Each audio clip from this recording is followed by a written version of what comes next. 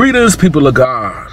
It is Testimony Tuesday, and we're still looking forward to y'all sending in y'all testimonies if possible. All right, so this testimony started with, I was dating this girl, and I brought her to church one Sunday. And we had plans that after church, we were going to drive down to Myrtle Beach and have dinner and just walk around. And she lived in Charlotte, which is 2 hours away. And so she came down and enjoyed church service with me that Sunday. And let me tell you, I was paying for the dinner. I was driving, I was paying for the dinner. And I only had about $60 to my name. I didn't have nothing in the bank. I had about $60 to my name. She came and we went to church together. And our plans, remember this now, our plans was after church to go down to the beach and have dinner together. And I was paying for all of that. And at the time I was the usher. I was an usher at this church. So I'm on a door ushering. And you know, we got visitors there. And while I'm on the door ushering, I look and I see this visitor. It's like the Lord highlighted him. I see this visitor all the way up near the front of the church. And I heard the Lord say so strong, give him everything in your pocket.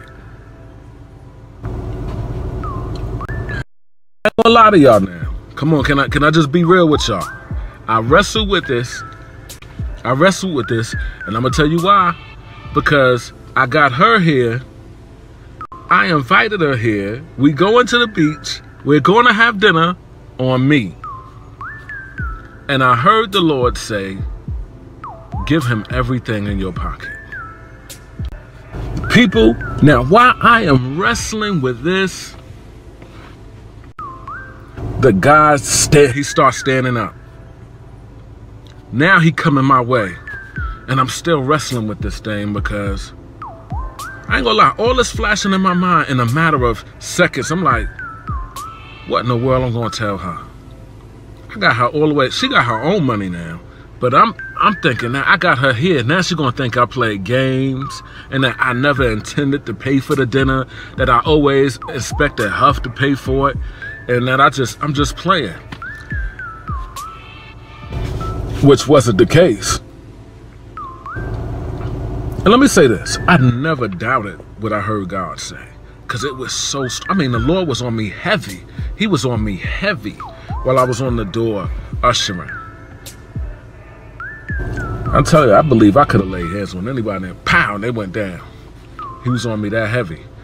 So, after the Lord said that, and I'm wrestling with the idea, the guy gets up, and I think he's heading to the bathroom, which he got to go by me to go to the bathroom. So he coming my way, and you know what? I ended the wrestle. The whole wrestle was the enemy, first of all. I wasn't wrestling with God, I was wrestling with the enemy to do what God said. Whenever you start looking at what God said and looking at your situation, you're not walking in faith. You're not walking in faith. You walking by sight. Because I'm looking at her, because she was sitting right in the back where I was ushering at. I'm looking at her. I'm looking at what God said. I'm like, later for that. The guy was coming my way. I went and grabbed a tie envelope out the bucket. I put every dime, I'm talking about pennies and quarters and bills and all. I put that all in the tie envelope.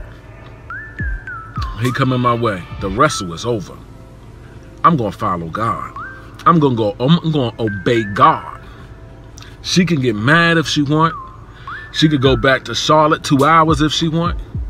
I'm gonna obey God. I put it in the tie envelope. I licked it sealed.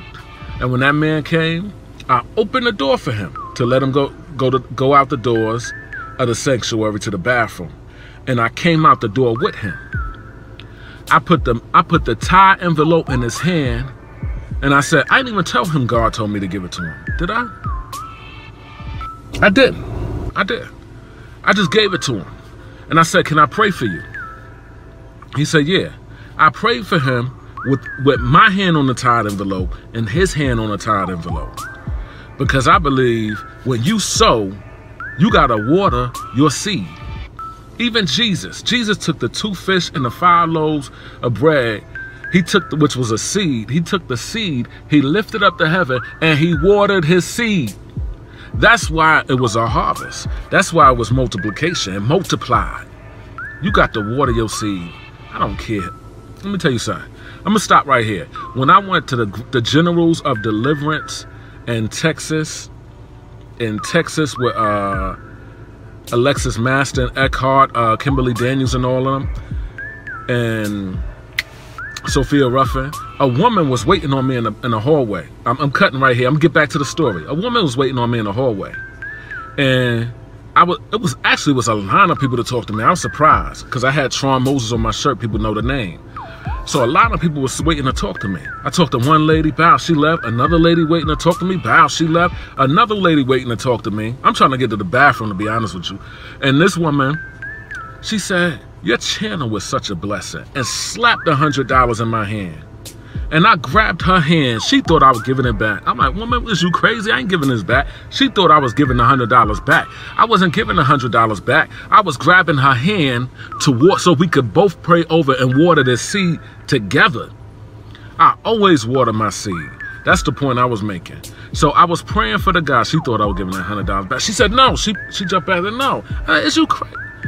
Woman, I said, I'm going to pray. Come on, I'm telling her, I'm going to pray. I'm not giving the $100 back. I ain't no fool. I'm pressed down, shaking together, and running over. Shall men give into your bosom? Come on. God gonna give to you. God gonna open doors for you. But he gonna use a man's hand to turn the knob. God used man. But anyway, I pray over the seed. Bow. He goes in the bathroom. And now, I'm feeling good. I ain't gonna lie to you, I'm feeling good. I don't have no money to take her out and feed her now. But I'm feeling great because I obeyed God. I obeyed the voice of God. The Bible says, whatsoever a man sows, that shall he also reap. Boy, did I reap. Let me tell you something. After church, me and the girl still went to the beach. We still ate, had dinner, whatever. I told her, now, I believe in doing things in secret and not in front of everybody to get a reward so man can praise you and pat you on the back and tell you doing a good job. I believe doing things in secret and letting the Lord reward me openly.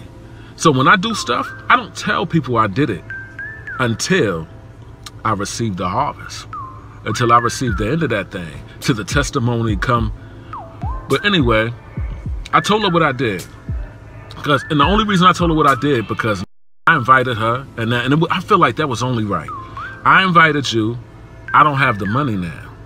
And I want you to understand why I don't have the money. So I told her, the Lord told me to give this guy at church the money. So I don't have the money now. She said, I know. I seen you praying for him and stuff. I ain't know she turned around and was looking and watching the whole thing. So she said, I'll pay for dinner. Hey, still got to eat. But anyway, next Sunday.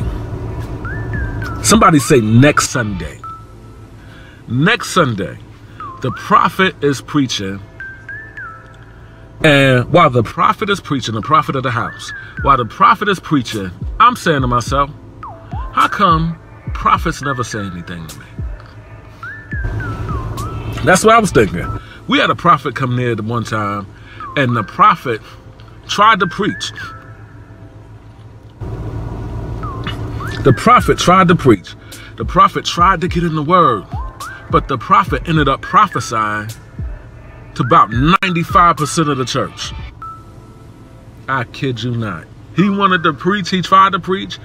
But the Lord was on him. He started preaching. He started prophesying to 95% of the church. So that had just happened. So while she was preaching, the prophet of the house, I was saying to myself, how come prophets don't ever say nothing to me? I'm saying that. I'm being honest with you. I can hear God for myself. But sometimes you want a word. You want a word. Come on. Let's not be high and mighty like we're so deep in the Lord. Who don't want a word? I'm not no prophetic junkie now. I'm not getting on every prayer line to receive a prophecy. I'm not getting on. No. But I wanted a word. And I kid you not when I tell you this. She looked at me as if she heard what I just said to the Lord. How come prophets never speak to me? She looked at me. And I told her most of his testimony. I don't even know if I mentioned that part. But anyway. She said, Tron. And I forgot what she said after that. But she came down off the pulpit. And she said, she started talking about the photography business. How I'm going to be traveling and doing photography, and God going to put me in the presence of great men and blah, blah, blah. And she said, now remember y'all, this is the next Sunday. Somebody say next Sunday. Next Sunday. She prophesied and all, and she says to me, she said, you always sow into other people, and you feel like you never get it back. She said, everybody in the church, get a seed in your hand and place it at the man of God's feet. The entire church. And place it at the man of God's feet. Now let me tell you something. Some of y'all believe in coincidences. I don't. I believe when you sow a seed, you're going to receive a harvest. I sowed a seed the Sunday before. I obeyed God. I did what God told me. That's the first time God ever told me that. Give him everything in your pocket. And to this day, I don't know that man's situation. He looked like he was dressed nice. Honestly, I really did. Look, he looked like he didn't need the money. That's why you got to walk by faith and not by sight. You got to obey the voice of God and not look at how the situation or the circumstance appear to look with your natural eyes. You got to obey what God said, because the man did not look like he needed the money. He looked like he was doing well. But God said, give him everything in your pocket. Come on. And the next Sunday, the woman of God, the prophetess of the house, told the entire church to place a seed at my feet. Look at God. Do I think that was the prophet? No. That was God using a prophet. Because whatsoever a man sows, that, I always put emphasis on that when I say that scripture, that shall he also reap. If you sow love, you're going to reap love. If you sow hate, you're going to reap hate. If you sow finances, you're going to reap finances. Come on. Whatever you sow, that shall you also reap. And let me tell you, and it didn't click on me when everybody was coming and laying all that money. It was a lot of money, y'all. All that money at my feet. It didn't dawn on me that last Sunday, I obeyed God. And that's why this is happening. Now, I don't remember if it was later that day or the next day that it clicked. But I'm telling y'all, the next Sunday, I received my harvest. And I just wanted to share that with y'all. And have faith in God. Believe God. Don't be afraid to sow your seeds. And I ain't talking about sow your seed to me. I'm talking about your church, people you know, wherever you want to sow your seed. Now, if you want to sow a seed to me, hey, to God be the glory. But this is Testimony Tuesday. I just wanted to share that with y'all. Somebody say, next Sunday.